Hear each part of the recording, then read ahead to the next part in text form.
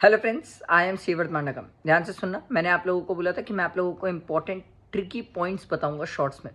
चलो पहला स्टार्ट करते हैं जीएसटी में सप्लाई चैप्टर में। सप्लाई चैप्टर में मेरे को लगता है शेड्यूल 1 में जो पहला ट्रांजेक्शन है, जहाँ पर अपन पढ़ते हैं परमानेंट ट्रांसफर और डिस्पोजल ऑफ बिजनेस एसेट, जिसमें अपन ने आईटीसी क्लेम किया है, तो उस केस में सर भले ही कंसिडरेशन ना हो, उसे सप्लाई माना जाएगा, उस पर जीएसटी लगेगा। बट इसमें 2 पॉइंट है सर, ये 2 पॉइंट बहुत इंपॉर्टेंट है, ध्यान से सुनना। पहला केस है सर जहां पर हमारी आईटीसी ब्लॉक्ड हो या आईटीसी अवेलेबल ही ना हो। दूसरा केस है हमने सामने से आईटीसी लिया ही नहीं है।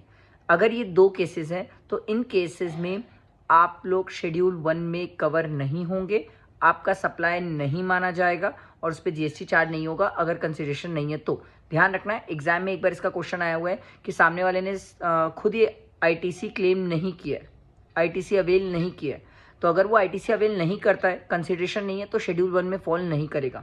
ये इंपॉर्टेंट है। या तो अगर लिख दिया कि आईटीसी ब्लॉक्ड है और विदाउट कंसिडरेशन सामने वाला ट्रांजेक्शन कर रहा है, तो ये चीज़ का ध्यान रखना। ठीक है, ये पहला ट्रिकी पॉइंट था जो मैंने आपको बताया। ऐसे ही सब ट्रिकी पॉइंट्स मैं आपको शॉर्ट्स बना बना के बता दूंगा। ठीक, चलो, थैंक यू।